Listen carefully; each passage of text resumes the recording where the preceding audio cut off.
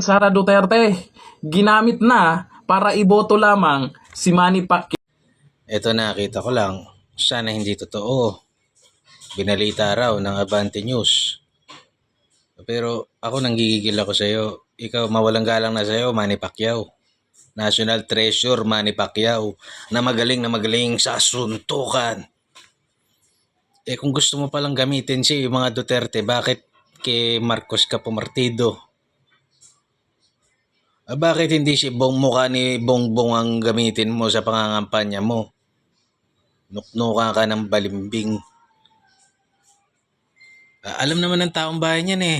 Anong sabi mo noong 2022? Baka hindi mo na natatandaan. Ba't natin iboboto mga Marcos? Di bobo tayo. Ang talino natin.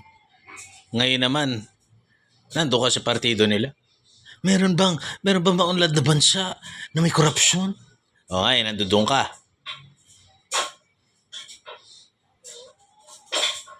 Tapos gagamitin mo si Inday Sara. Matapos mong manahimik, hindi siya ipagtanggol.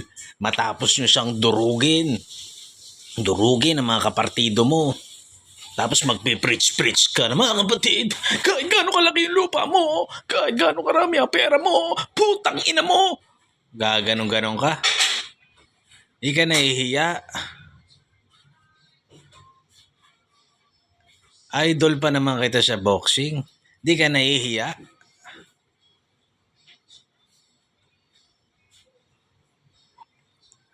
Ba putang ina. Mahiya ka naman. Tumitindi na yung buwisit ko sa'yo eh. Ano bang pangarap mo? Maging trililing? Yun ba yung inaabot mong pangarap mo? Naka ng... Kaya ka nilalait eh.